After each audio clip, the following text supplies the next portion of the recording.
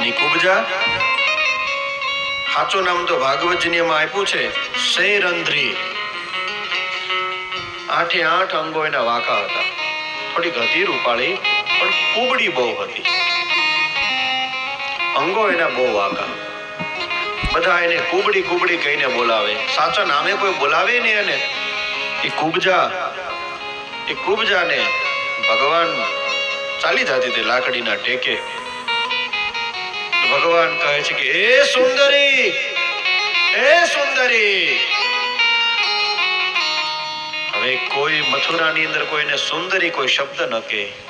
આમ પાછું જોયું. હું આ તું જ, તને જ કહું છું કુબજા કે આ અંગરાગ છે મને આપીશ કે છે તો કંસનું. એ કયા પણ તે જે નામ મને